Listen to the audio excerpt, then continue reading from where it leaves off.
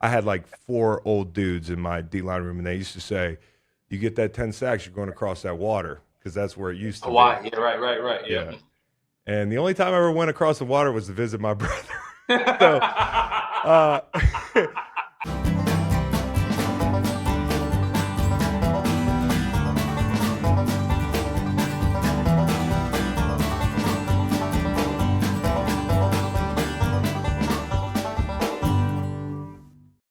I hate buying tickets. I've been playing my whole life, never had to worry about buying tickets. The ticket part is stressful. The game's stressful. The ticket part's really stressful. Buying tickets to your favorite events shouldn't be stressful. Game Time is the fast and easy way to buy tickets for all the sports, music, comedy, and theater near you. With killer deals on last-minute tickets and their best price guarantee, you can stop stressing over tickets and start getting hyped for the fun you'll have. And with the Game Time app, it's easy to find and buy tickets for every kind of event in your area. I'm trying to see the monster trucks for my kids or Willie Nelson for me and my kids. I can find it all in the Game Time app. Game Time's the place for last-minute ticket deals. Forget planning months in advance. Game Time has the deals on tickets right up to the day of the event. Get exclusive flash deals on tickets for football, basketball, baseball, concerts, comedy, theater, and more. The Game Time guarantee means you'll always get the best price. If you find tickets in the same section and row for less, Game Time will credit you 110% of the difference. Snag the tickets without the stress with Game Time. Download the Game Time app, create an account, and use code GREENLIGHT for $20 off your first purchase. Terms apply. Again, create an account and redeem code GREENLIGHT for $20 off. Download Game Time today. Last minute tickets, lowest price guaranteed. Game day is the perfect pizza day. So make Little Caesars the official pizza sponsor of the NFL, part of your game day. Order online during our Pizza pregame 1 hour before and 3 hours after NFL kickoffs, plus all day Sunday, to have your NFL game day covered. Choose your favorite Little Caesars pizza or pick the toppings you crave. It's a pizza win. And speaking of winning, everyone scores with convenient delivery or our in-store pizza portal pickup. So grab some friends, order your Little Caesars, and enjoy during the games. All right, welcome to the show, a guy that I got a lot of respect for, man. All he's done is produce in the NFL. And if you add up the draft picks that people have gone and gotten him with, it's like a whole draft full of capital. That's how valuable he is. Brandin Cooks, of course, is the man. Dallas Cowboys wide receiver Brandin Cooks. Welcome to the show, dude. Man, I appreciate it. Big fan. Thanks for having me. Hey, thanks for coming on, man. I know you get the bye week coming up, so there's a little time to kind of relax a little bit. Before we hit the Cowboys, I know you're an Oregon State guy. Yeah. And I had a question. I don't know if you saw what Johnny Hecker did this weekend. He got a little pissed off and he shoved the guy and got a 15-yard penalty. Have you ever seen Johnny Hecker lose his cool like You that? know what? The fact that you just said that, I would have said false if we were playing a game of true or false. I did not It's see true. it. I've never seen Heck get upset like that. So to hear about that, something really had to happen. I think it's just playing for the Panthers right now, but they're pushing him to his limit, man. He pushed somebody. I think they sold it a little bit, Yeah. and he ended up with a 15-yarder. Okay, so that's my first thing. My second thing would be who's your favorite all-time Oregon State Beaver? Oh, James Rogers, without a doubt. James Rogers. Wow. Yeah. I got a lot of Okay. respect for James. Really, honestly, to be honest with you, the Rogers brothers is probably the reason why I went to Oregon State. Smaller guys, success in the pro style system. I believe, in my opinion, at least in my era, James Rogers and his brother Quiz changed the game for Oregon State. Hell yeah, dude. Those are some names I hadn't heard in a while, and absolute stars in their own right. And it was funny. I was reading about you, man, and you seem like a guy who really. And I feel like I was the same way. Like I wanted to put myself in the best position to win first, like above the money, above a lot of the other stuff. It's the opportunity to produce in a system that's good for you. And like I didn't know you had committed to UCLA, and I think you looked at the offense and you were like, "It's not for me." Yeah. Oregon State. Yeah. That's more fitting. Were coaches impressed with your kind of football IQ Man, in the beginning? I look back at that, and I thank my brothers, right, my older brothers. But you're absolutely right. I looked at them. I don't know if this system is producing skilled guys in the league often at that time for UCLA. And then I looked at, Coach Riley being in the pros for a while, running the pro style system in college already. I'm like, this might be the best fit for me. College town, I just want to stay focused, help produce, and then obviously, ultimate goal is to make it to the NFL. It seemed like I got a lot of receivers that came out of there and a lot of skill guys. So I think when I made that decision for that reason, even talking to Riley this day, he goes, I don't know how you were thinking about that, as a high school kid, but, blessed I was, Yeah, and it's funny because the ironic part is like that's the last time you really got to make decisions for yourself. You've been traded from team to team, and I think like for a lot of people the reaction's always been like, I don't get why somebody wouldn't want a Brandin Cooks on his team, but I think in most cases because somebody really wants a Brandin Cooks on their team on the other end of it. So do you look at that as a positive that people are coming to get you? Yeah, no, I do, Chris, because, it's like, hey, have I been cut 5 times or have I been traded 5 times, right? Yeah. And to be able to be wanted like that, going for first round picks, for the first couple of times, for whatever reason. But I look for it more as a positive. I got to play, in my opinion, for arguably the greatest coach of all time, two of the greatest quarterbacks that ever played a game. I just looked at it as a journey to continue to learn football and continue to get better over my years on being different teams. Is it hard to pick up new offenses in the NFL for somebody Nah, like you who's not been at around a all. long time? It's not as hard as people Nah. think. Like if Julio Jones got traded this week, I'm not Yeah. saying if he's going to play or not. Like me being an Eagles fan, whatever he has left in the tank. Like if you get traded on a Wednesday, can you learn that offense in 4 days and go out and play? I know I can, and I think Julio can. I mean, he's been around the game long enough. A lot of the time, man, the concepts are so similar. It's really the terminology, and it's like anything, right? School, how much do you want to study, right? If you want to study a lot, you'll retain it fast. If not, then it takes a guy a little longer time to be able to get that playbook down. In my opinion. Well, it's funny because like the other night watching y'all's game, McCarthy got caught with his play sheet facing out, and everybody's like, "Oh my God, we're gonna know the whole Dallas offense," but it's just terminology. Yeah, It's that's like if you don't know the language, you're not going to know the offense. yeah, 100%. You gotta be able to talk that same talk. Yeah. Which coach or which quarterback really took you under their wing the most in one of these moves? I would say early on, really Drew. Obviously that's where I was drafted to. So I had those 3 years together with him, and really for him to be able to, for me to learn from him. I stayed in San Diego every offseason just because of him. So I would say he took me under his wing the most because we had the most time together.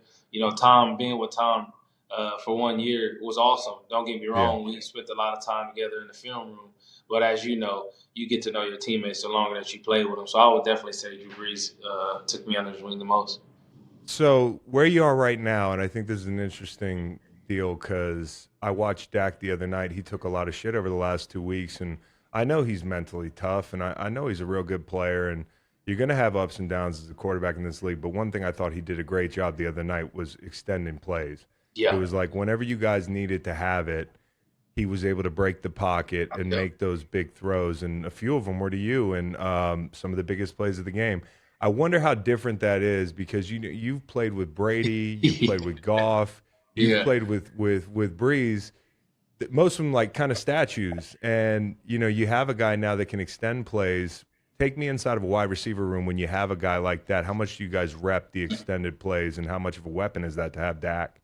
Yeah, no, I think you hit it on the head. I think first and foremost, this generation of football is going towards quarterbacks that can move out the pocket. So to be able to have one in your offense as a receiver is huge. As your secondary is relying on that front to get home. But if that quarterback can extend the play, I don't care who you are, you're not going to be able to chase somebody around for 3 or 4 seconds, right? So to have that nuance for me that I really never had in my career, I think it's been huge because it's given me time to get open or get down the field. And we practice it a lot. You think about Coach McCarthy being with A-Rod. I mean, they escaped the pocket a lot and had a lot of extended plays. We call it scramble drill, right? Scramble drill. In this league, especially in the red zone, you look at it and it's like most touchdowns, like I think it's like 80, 70 something percent comes from scramble drill. It's just a part of the game. So it's huge to be able to have Dak be able to use his feet. You mentioned the red zone. Do you have any guess, and not even having to do with y'all's team, the Cowboys, because I haven't even looked at your red zone numbers, but like across the league, red zone numbers are down for offenses. Do you have any Yeah, I guesses of mean, why you're that right. might be? It's down for us too. Yeah. I think last week we had our most success, in a sense, in the red zone than we had all year, and I wonder why. Yeah. A little bit is probably what we're talking about. You might probably need a quarterback to be able to use his feet. If you don't have Yeah. a quarterback that can do that, man, this pass rush nowadays is so relentless. It's kind of tough. It seems like, but you I are just right. also feel it's a lot of young quarterbacks too, and a Yeah, lot of the best quarterbacks have new coordinators. yeah, So there's an adjustment period. And yeah, now that you mentioned, I remember the Arizona game, which is not y'all's favorite game on the schedule, but you're on to bigger and better things now. But like that red zone was tough. It was like tough to get the ball in the end zone, and that's like such a key stat. I think the league average right now is sitting at 51%. yeah. So even if the team's having a bad year in the red zone, so is everybody else. Yeah, that's true. That's true. Um, so here's I'm kind of curious about this. Like Mike McCarthy, great head coach, has called plays before, stepped out of the way for Kellen. This year, he's like, it's my thing. How do you describe Mike McCarthy as a play caller and kind of his personality? Because you've had so many really good ones. I would say the biggest thing that comes to my mind is the term pace of operation. He likes to get going fast, and not necessarily no huddle, right? But Yeah, right, right. being able to get to the line fast, be able to use DMI, disguise and mannerisms to be able to, get matchups or just see what the defense is doing. But that's the biggest thing I can say. Pace of operation and play style is what I think about when I hear about Coach Mike McCarthy, calling plays. And on the defense, like an added bonus for you being there, I'm sure, is number one, your buddy Gilly. Yeah, yeah, yeah. And you get to work against who's a great dude. And you get to work against before Diggs was hurt. It was, you're working against Diggs, you're working against Gilly, and then like Deron Bland, pretty Man, good don't. player, Man, man. I was about So to say he's yeah, quiet. He ain't gonna talk much, and he's just down to earth. But you talk about a guy that shows up consistently, this year, and he's just continued to get better. So it's been fun going against that defensive back room, throughout camp. I mean, it's definitely been sharp on our blade at the receiver position. as a receiver, do you need a variation? Like as a pass rusher, we used to do one-on-ones, and I get the same Yeah, guy every day. yeah, And so like styles make fights, and yeah. you might beat a guy a bunch, but I need to see different looks. Like as a receiver, is it good to see a lot of different guys lined up across from Absolutely. you in practice? Absolutely, especially the DB position is so it's just changing in a sense where you got 6'3" guys, playing DB, 6'4" guys or shorter guys. So for me, I like to be able to see guys my stature, but also to be able to get a guy that's a little bit bigger in front of me. Depending on the week, the game week who we got, it's definitely helpful to be able to get those two type of different styles, week in and week out of practice. Have you played Woolen yet? I think I mean, I don't know if you No, I haven't. We got him yeah, this year. We got him this yeah. year on the Who do you Thursday. like the most, like young corners in this game? I mean, we got some really good ones. And before my Uh, guy went down, Diggs is special, man. yeah, he is special. His IQ is crazy. But looking around the league, I would like to say I like Patrick Surtain. I think he Yeah, got I think he got an awesome game. I got a lot of respect for his game for sure. yeah, absolutely. You think Diggs could get in the wide receiver drills and look just like the rest of you guys? Man. Well, catching wise, no doubt. I Yeah, think he's route been running though is a backpedaling long enough. I different. don't know if it's going to transition anymore. That's good. Give him a year, maybe. Yeah. But this is Micah Parsons is one of the biggest badasses on the planet right now in cleats, and I just love watching him play. You also play with one of my young boys, who's not so young anymore, Aaron Donald, who's Yeah, that's legitimately the baddest dude on the planet, God. possibly. Yeah. And you've seen this stuff in practice where that switch flips, and some poor It's freaky. guard that y'all just signed didn't get the memo about not pushing him after the play. No doubt. Hey, Yeah. but with Micah, he seems to have a great personality too, where like he brings energy, he brings juice, he's positive. I saw what he had to say after you guys lost that game against the Niners. Like that's the kind of guy you want as a leader. Your leader can't be negative all the time in No, bad spots. I mean, I think his personality doesn't get enough credit. no, I was about to say that. You know, when I got around him for the first time, I'm thinking, like you said, because that's the other guy that I see him in that picture. AD, like, you know, AD serious, work ethic's crazy, gonna come to work, do what he has to do. So I'm thinking I'm gonna expect that from Micah, right? As far as the personality, but you Yeah, get to Micah, he's just still a kid, right? he's You a know, kid. Micah's just having fun. Just I call him a goofball, but when he Yeah. crossed those lines, like you said, that flip, it switches for sure. But like you said, man, you can't always be negative. There's a time to be hard, but there's a time. Most of the time, you need that positive energy, especially for the younger guys that's around him, right? To be able to lead in that aspect. So, got a lot of love for Micah, and I love to see his growth every day for sure. Yeah, he's awesome. And for you, I was thinking about this being a vet in the past and like late in my career. I did 8 years in St. Louis, but then I started to switch teams a couple times. And when you're a vet like you or like me, who was in the league 10 years, and guys respect you, and I mean, your name rings bells. So when you walk into a building, I'm sure you're a leader in that building, but you got to find a way to lead on a new team like year after Yeah, year. Has that been a yeah, process for you? Like, how do I yeah. interject? Yeah, from that aspect, you're right. You know, you get into a new building, you learned a lot throughout your career, especially going on year 10. But you try to find that way. Okay, how do I lead that works for this team, right? Because like you said, guys got respect when you walk in the building for sure. But at the end of the day, you got to earn it. You got to re-earn it every single time you enter a new building.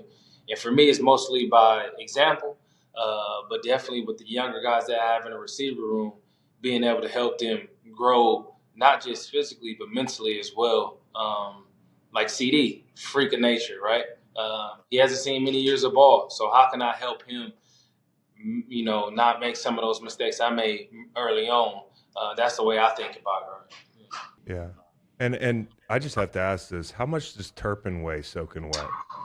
Look, look. I don't know. I'm guessing right now. I'm gonna say 150 soaking wet, but the Bro, dude I is had just gone. 145 as like there was a play the other night and I saw him standing there and I'm like, who the fuck is that? Oh yeah, Yeah, it's Turpin. This guy's like somebody snuck on the field. yeah. I No, mean, he's he's smaller for he's sure. small, Yeah, but but I know he's a tough dude, but CD's made of concrete, bro. I seen him go up to get a couple of these balls and land on that turf. I'm really impressed with his toughness. yeah, no. CD's Um, the dog for sure. he's a dog. So let me ask you that. Speaking of dogs, I know who the biggest alpha on that defense is, but I kind of have a feeling I know the answer to this, but I want to hear what you had to say. Who is the second biggest alpha on that defense? Somebody not named Micah Parsons. Oh no doubt, Gilmore. Oh, I was gonna say Tank. I just like watching Tank play. Well, yeah, no doubt. No, yeah, he He's a dog. yeah, fair. That's fair. That's fair. Fair. Yeah, Gilly. What I love about Gilly, it's like I should more so say like a silent assassin. He don't yeah, talk at all. yeah. Like he just Hmm. shows up to work and is like, hey, listen, I'm gonna guard your best guy. And he can't do nothing about it. So Yeah, I can see yeah. why you say Tank as well, though. Yeah, Yeah, well, absolutely. you had Gilly and you had Micah in that airplane, dude. What the hell's going on with that? When'd you get your pilot's license? Is it Yeah. scary? The whole thing? Did those guys Yeah. do all right in the back? No, they did fine. I mean, their stomach got a little woozy, but first time flyers. I got my pilot's license at the beginning of the last year, uh, and living in the Northwest, man, it's so beautiful out Oh, there. So it's just one of those things that want to be able to see the landscape in a different perspective. So look, they trusted me, so I got a lot of respect for them for that's that is a lot of trust for a guy who just got there, right? Absolutely, absolutely. What kind of plane is it? It's a Cirrus. It's called a Cirrus Serious. SR22 Turbo. And for people that are watching, that were maybe freaked out, it has a parachute. The plane is a parachute. God That's forbid something happens. You pull the parachute, pops open, and floats you down. Every person who's ever had to pull that parachute has walked away and went home. so the scary part is like the stall, right? Like on a lot of planes, if you stall Yeah, up there, like because I had a wild hair for like one summer, and I wanted to yeah. get one of those like bush planes, bro. I Oh, wanted a you Piper on a Cub or different. something. Don't do that. Don't do that. No. Okay, so I should get a Cirrus Yeah, if get a I ever go that way. Sirius. If you ever want to get up in the air, get you a Sirius, and it's pretty much the old heads like to say, like the old pilots, like, so you pretty much flying a computer. So Okay, cool. Yeah, I can barely work a computer, but I can maybe fly a computer. There's nobody in the seat next to you, just those no, two there guys it is. behind There you? it is. You get a The owner, co-pilot. yeah, got a Okay. co-pilot. He did no flying, but if I didn't know what I was doing or if something was going on, he would have definitely had taken over. So we got a couple things in common, I think, because I was just doing a little research. I went on your Instagram, and the first picture, I go like, "Oh my god, dude, is that a '67 Bronco?" Wait, 67. hey, look at that guess, bro. And it's beautiful color, by the way. Yeah, appreciate Okay, so it. go to Brandin Cooks' Instagram. You can find it under Archer, and I had a '69. Okay. But I had a '69. It was blue. I got it painted blue. I got it. It was like banana yellow. And Yeah. the problem I had with it was, and I'm a Bronco fanatic. I grew up driving a '95 Bronco. That was my first truck in high school. Yeah. Okay. It was blue. It wasn't the OJ. And so I had the '69. And the problem was, like, my eyes were right on the top of the windshield. Oh yeah, you too tall. You too. Yeah, too yeah, tall. dude. So I I'm sold about it. halfway down, so I'm doing pretty fine. Seeing through the windshield, but yeah, I can see you can have that problem for sure. That thing looks beautiful, dude. I sold mine to Jay Cutler of all people. Oh wow. Yeah. Yeah, and so I think he might still have it. But are there any other old trucks you like? You got like a garage situation or what? No, I mean the oldest I got the Bronco. Yeah, that's pretty much my old. And really, the reason why I got the Bronco because my wife actually grew up. Her dad, built one. He's built each daughter one pretty much, but Yeah. she's the youngest, so she Yeah. she still has to wait because he's just finishing up her sister that's above her. But for her 30th, I know she's always wanted that, and I'm like, all right, well, we're gonna just skip the line. Go ahead. That's and get pretty cool. Yeah. That's pretty cool, man. Great looking truck. I might get a K5 Blazer because I think Oh, I those can are actually pretty fit sweet. in one of K5s, and they hold their value good too. Those and Yeah, that's old school Defenders are pretty sweet too. The Defenders are sick, Yeah. but they just cost so much damn Yeah. money, Yeah. and it's they're not real comfortable to sit in there. No, yeah. You're driving like a wheelbarrow, just bumping them and everything. Exactly, dude. I got a I don't know if you know Toyotas at all. I'm like a big Toyota guy. Okay, I got a 1990 FJ62. It's like the Land Cruisers that came out in the early gotcha. 90s. Okay. Yeah. Things like a tank. I threw a Corvette engine in it, so I creep on people a little bit. But yeah, so I love old trucks. We could talk about that forever. Let me ask you, do you hunt? So my wife calls it turkey watching because Okay. I don't really bag a lot of turkeys, but I like to get out there in the spring. And then in the fall, man, I'm working so much. Like, I don't have time to get in a tree stand. And when I played, like, I'd come into work and Fletcher Cox, one of my best buddies, I'd be like, "Where you been, man? You look tired." He's like, "I was in that tree stand at 5 in the morning." I'm like, "Bro, I wake up at 7:45 for an 8:05 meeting, bro. Like, I'm not getting up early to go hunting." No, I respect. Hats off to him because I don't know how you can do that. Yeah, no. But you are okay. So this is one thing I wanted to bring up. In 2016, obviously your nickname's the Archer. 2016, the NFL says no more bow and arrow celebrations. It's too dangerous. Which on the surface, I'm like, no, I don't think so. We used to have guys in the 90s. See, I was a Panthers fan. Yeah. Okay. And they had a guy named Wesley Walls, and he used to skeet shoot in the end zone. Do you remember this whole thing? Absolutely. Yeah. So it's way easy. It's way better than that. And then on top of it, I was thinking about it for 2 seconds. You played in New England. What do they do every time they score a touchdown in New England? That was my first one. They're shooting the what is it, the bayonets or whatever it is? The muskets. Yeah, the muskets. Yes. Yep. And that's okay. You got fucking the Bucks do cannons. In 16, when that happened, I'm like, wait a minute, hold on. I didn't even play for New England yet, but I knew they did that, right? So I'm writing back. I'm like, how is this too dangerous? I'm just shooting a bow and arrows, because of my faith. Yeah. And, whatever. Hey, it's still a fine, right, at that time. So I'm like, all right, well, I'm not going to win this battle. But imaginary bow versus a, real life. NFL. NFL, if you're listening, why do you let the guys shoot the muskets? But Cooks can't shoot the bow and arrow. It could be. It might not even be like, I don't know what you call it, a live round. It might not even be a real. You might just be shooting a practice round. Practice rounds, hitting maybe a soda can at the worst, but nothing more than that. All right, good. So we'll put this social out and try to get the NFL to have a second look at that. Another thing, man, and like, don't get me. I didn't go to the Pro Bowl. So I had multiple 10-sack seasons. When I had vets early in my career. You never been to the Pro Bowl? No, dude. Wow. So early in my career, I had vets who were like, back in the day, we had like older vets. I don't know if you were post CBA. I can't do the math right now, but like before the new CBA, I had like 4 old dudes in my D-line room, and they used to say, "You get that 10 sacks, you're going across that water," because that's where it used to be. Hawaii, yeah, right. Yeah. And the only time I ever went across the water was to visit my brother.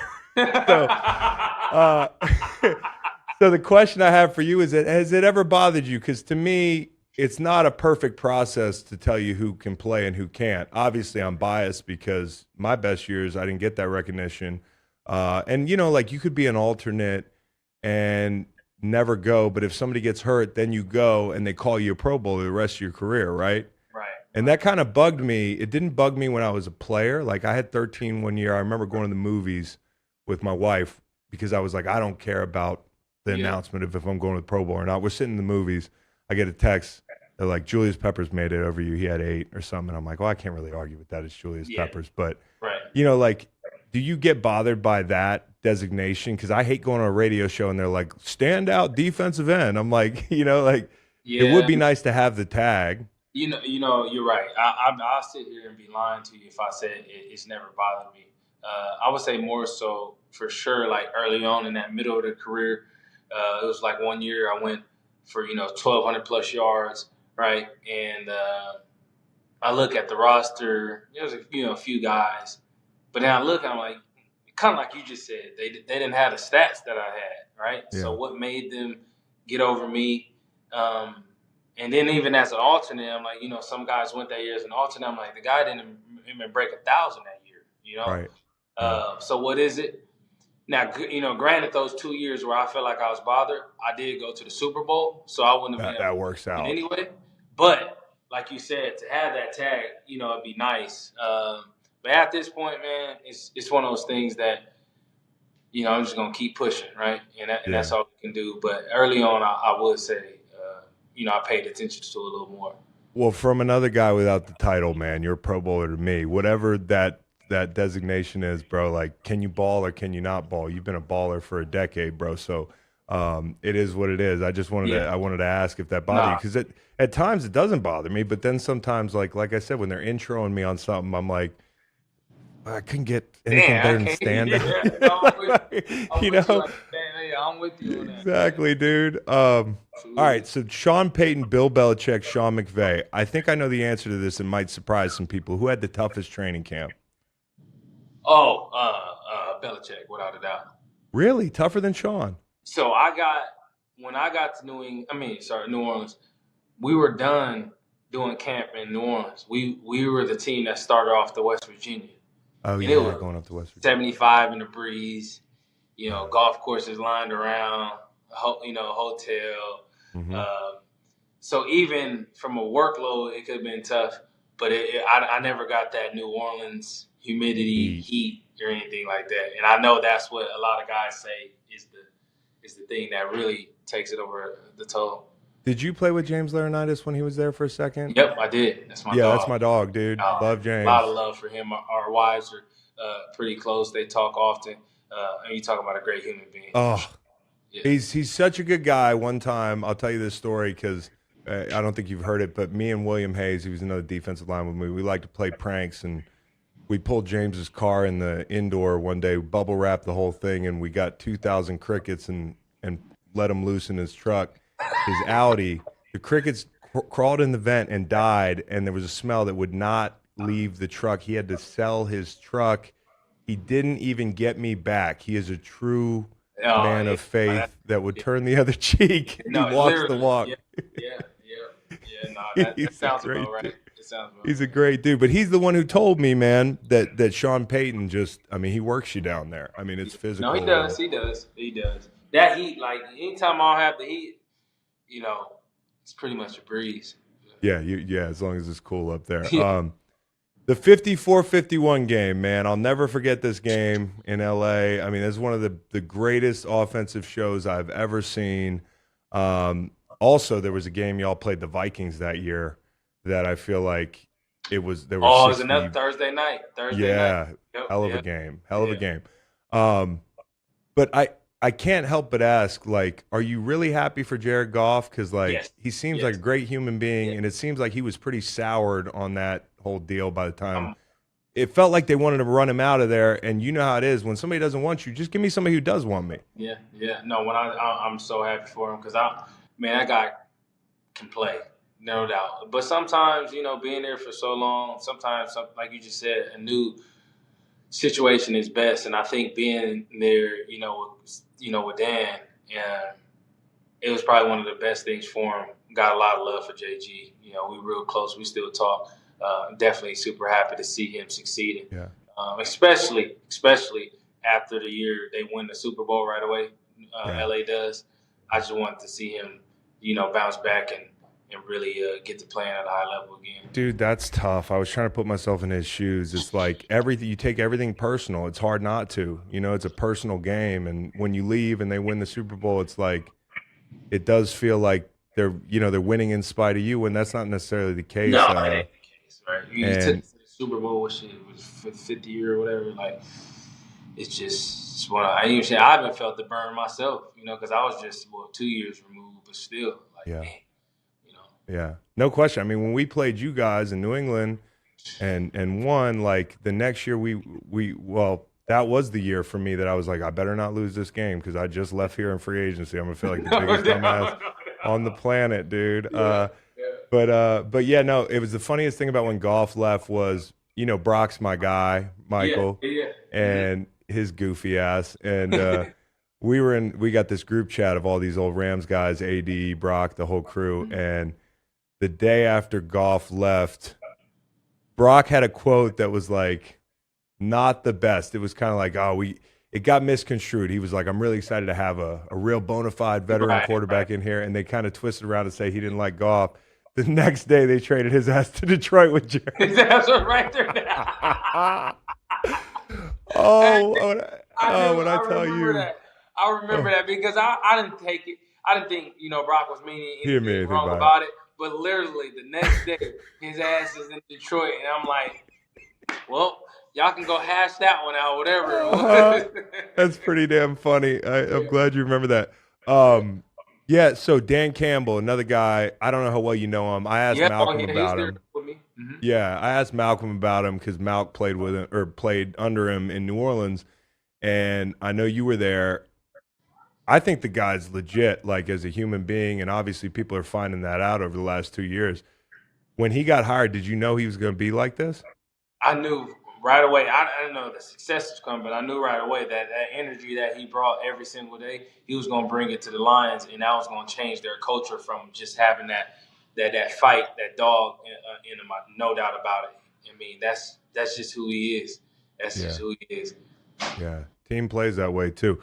Last question for Brandin Cooks, outstanding wide receiver for the Dallas Cowboys. One of my favorite guys to watch. Brandin Cooks, you got any goals for the rest of your career? I know around this time you start looking at you look at what you've done. What do you still want to do? Obviously, I bet you want to win the big game, but are there individual goals for you? Yeah, well, like you said, that I just want some jury. I definitely want to win the big game. Being there twice and being 0-2, still got that chip on my shoulder from those games. And then just individually, man, I just want to keep, continue to play at a high level, and whatever that consists of. I feel like I've got a lot of years left in the tank, and I just want to continue to lead, make plays, and contribute to my team winning games for sure. Thanks for coming on, man. I'm rooting for you every week, but the week you play those guys in Philly, I got to take a break that week. But I wish you so much success, man. You deserve it. I've enjoyed watching you play. Keep it up. All right, big guy. Appreciate it, Chris. Good talking to you, man. Appreciate you, B.